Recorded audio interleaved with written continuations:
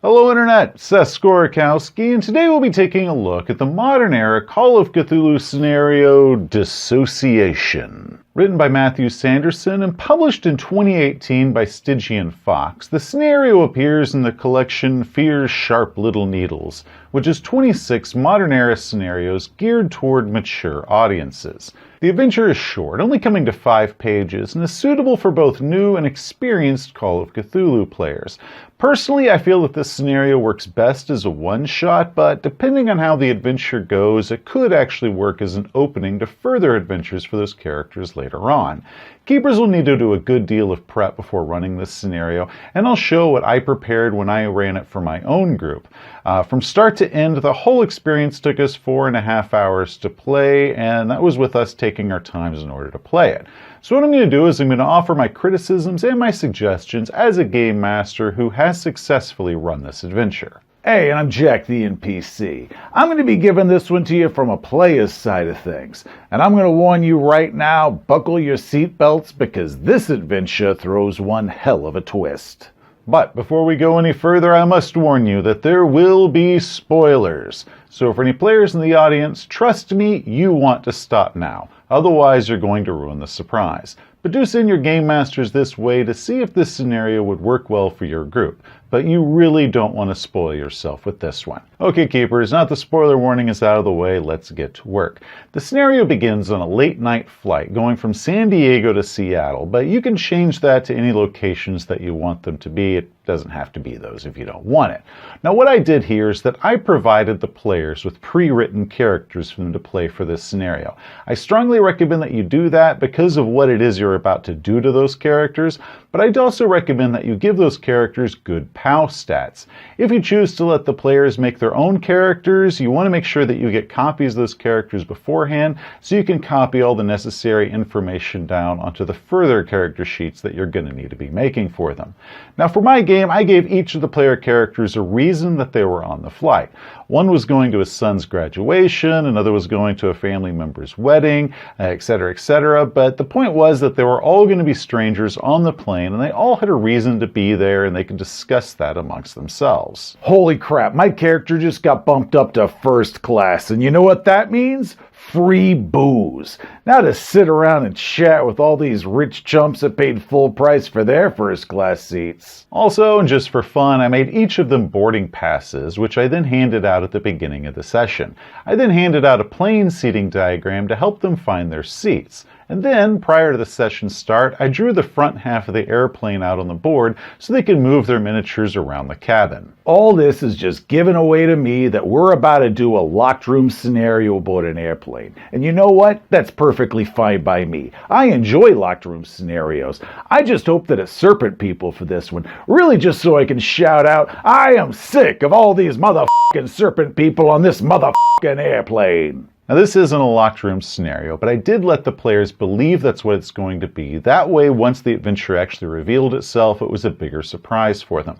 But find out what the characters are talking about. Are the PCs getting to know each other? Are they all each lost in a book or in their tablet or something like that? Have fun with this seed as the plane is taking off in the first hour of flight. Maybe add some sketchy character that's kind of walking around on the plane and the PCs are going to watch them thinking that maybe that's going to be the start of the adventure right there. That's going to be the villain or maybe the victim of the next scenario, and they start kind of planning out in their head what they think is going to take place on this plane. Then eventually, without warning, the plane is going to lose power. And not just the plane, but all of the electronics on board, they all completely go dead. However, the plane doesn't fall, it just kind of hovers there. Now the passengers and crew should all get a little freaked out by this. Now the PCs might see some colored lights that start kind of circling the plane a bit, but if they don't see them, if they don't make those spot rolls, no big deal. Have the other passengers mention that to them. Maybe they can hear a voice down behind them of, look, mommy, fairy lights outside, or something like that that tells them to look at the windows and see these weird lights moving around. Then they're going to hear something crawling around outside on the hull of the ship. And then the cabin is going to rip open and people are going to get sucked out of the plane as everything depressurizes. The PCs that manage to stay on board, they're strapped into their seatbelts or maybe they're hanging on to one of the chairs for dear life, they have a chance of actually seeing the Migo crawl in through this hole in the plane before they lose consciousness.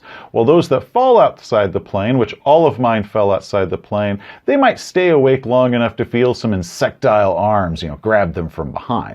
Either way, the next thing that the PCs experience is going to be waking up in a completely dark metal room. Hello? Anyone? Where in the hell are we? Let the PCs explore around in here, feeling the walls because they're completely blind. This is a black room. They're going to introduce themselves to each other. If they met each other on the plane, they get to say, oh, hi, remember me? I sat next to you. And they get to generally try to figure out what in the hell is going on here. Then, without warning, the scene is going to change.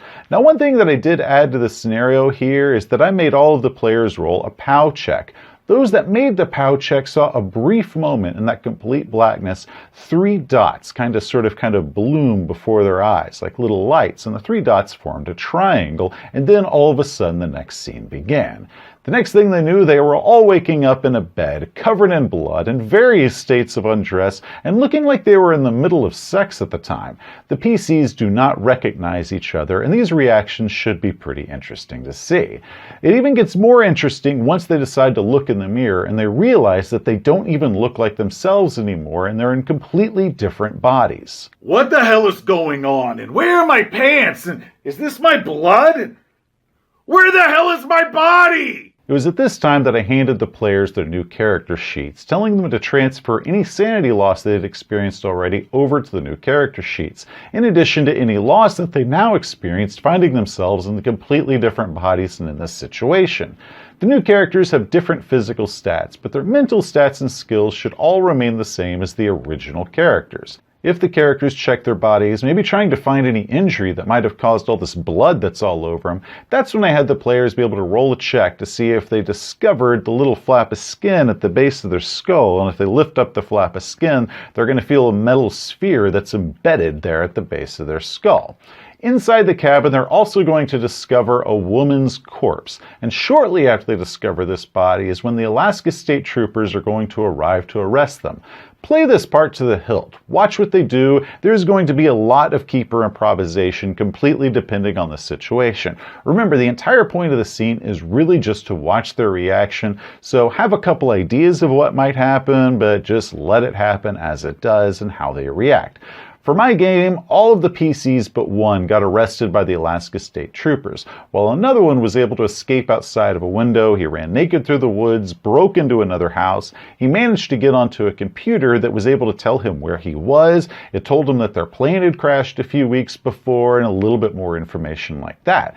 Meanwhile, at the jail, the rest of the PCs discovered that they were in Aniak, Alaska. It's been 2 weeks since their plane crashed, and no one believes the PCs that they didn't kill this woman, that they're not the people that they look like they are. Once the keeper feels that they've gone as far with this scene as that they need to go, and that maybe all the information that they need to impart to the players has been imparted, that's when you can go ahead and move on.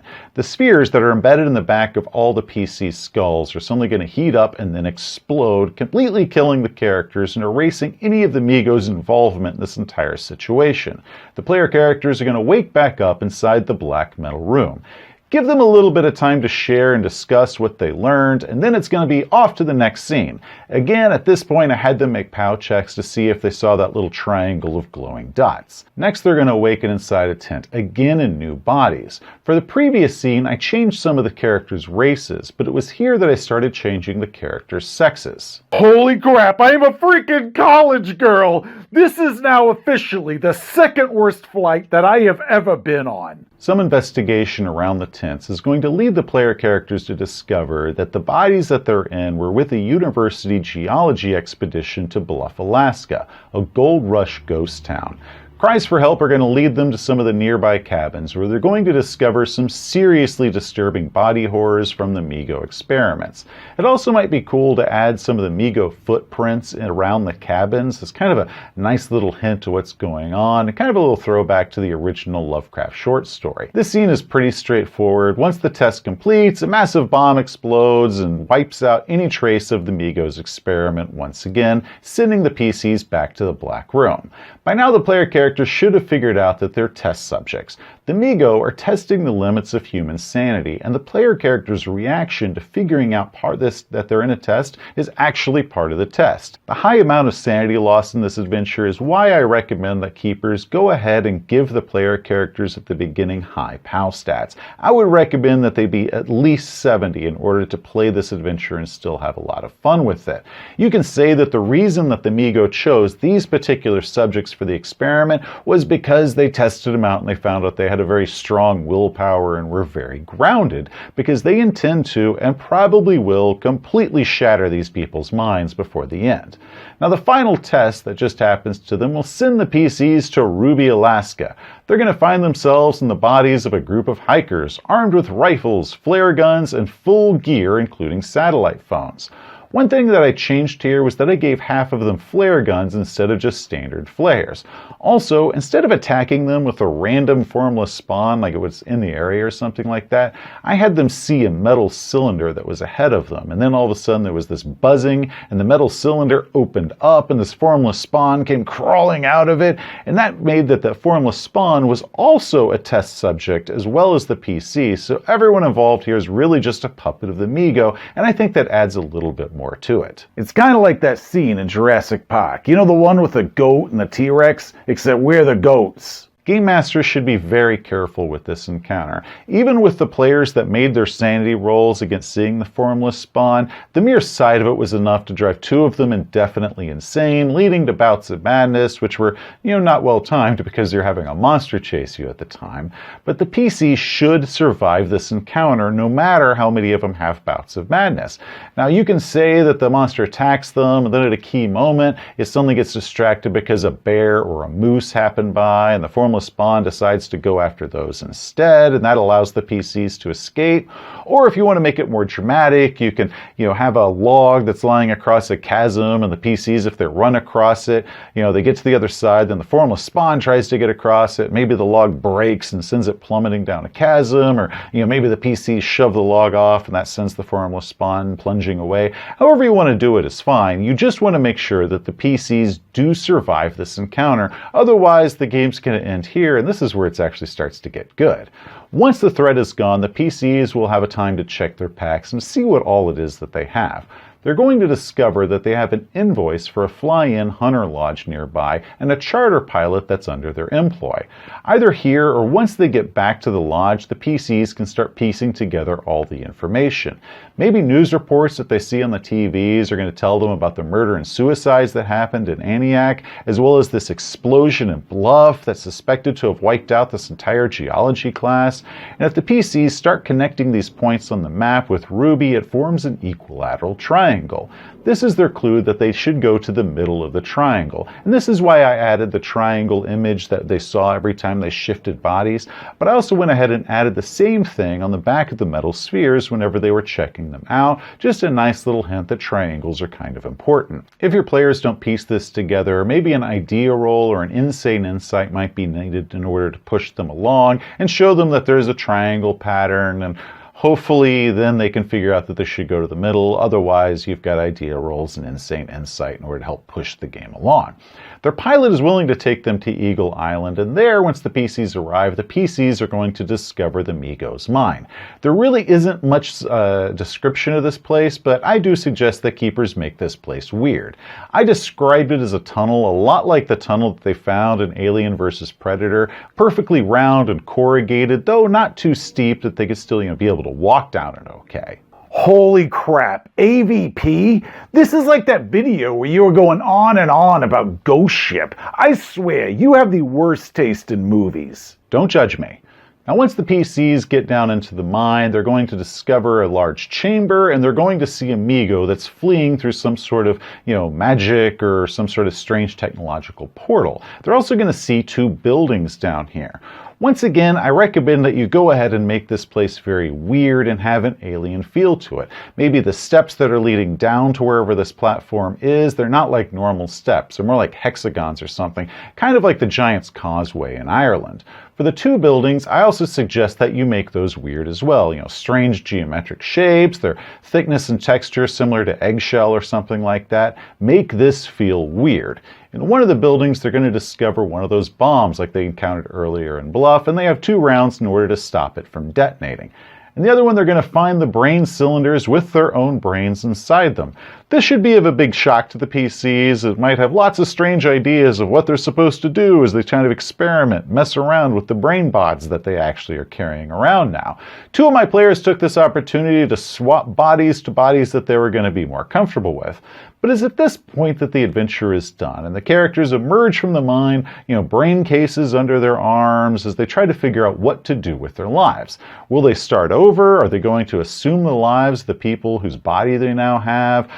Maybe they'll become regular investigators who hunt the mythos in order to find a cure, in order to fix them. Maybe this could be a Delta Green campaign if you're familiar or you like to play Delta Green. One thing that doesn't really sit well with me on this adventure is the ending. It just seems a little bit too convenient that the investigators managed to find that Migo bomb and disable it before it has a chance to go off. The Migo are watching what the investigators are doing at all time, right? That's how they're doing their little experiment, and they could kill the investigators anytime they wanted to. They got the brain canisters right there. So how in the hell did the investigators manage to get to Eagle Island, get inside the mine, and manage to get to that bomb to disable it before it could go off? Oh, that's easy. The Migo let them. The experiment is still going. Wait, you're saying the experiment is still going on, like right now? Well, yeah. If the Migo really were worried about the PCs coming and finding them, they would have just pulled the plugs on the brain cylinders' little transmitter pods. And then the timing of this is so perfect that they obviously wanted the player characters to arrive in the mine and to see if they were able to disarm the bomb in time. So this is all set up completely by them. Now, my personal suspicion is that the pilot is actually a Migo cultist. He's probably the one that actually kidnapped those hikers to begin with, and the town of Aniak, Alaska is also known to be a big airport hub, so that pilot would have been familiar with Aniak. Hell, that pilot's probably the one that actually carried that entire geology class over to Bluff, Alaska to begin with. And now that pilot and the rest of the cult are going to be watching the investigators from now on and for the rest of their lives. Also, who's to say that the brain cylinders aren't just transmitting to 2 places instead of just communicating between the cylinders and the bodies? Maybe they're still transmitting all the way back home to Yugoth, and the Migo are watching this, and it's kind of like reality TV for them as they're watching these people walk around inside their lives, and now they're actually unwilling spies, eyes and ears for this alien race who's watching and studying humanity. Wow, well that really feeds the paranoia. As it should.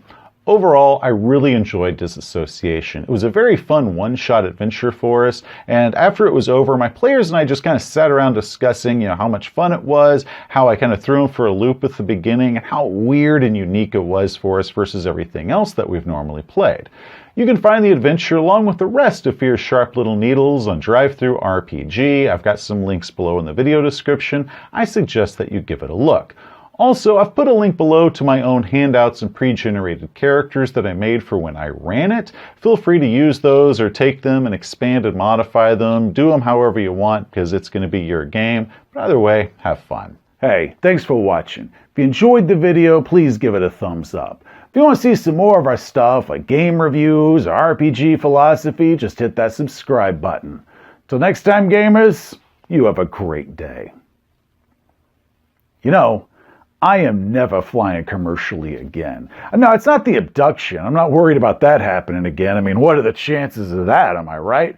Nah, it's security. They never let me carry my brain canister on board with me.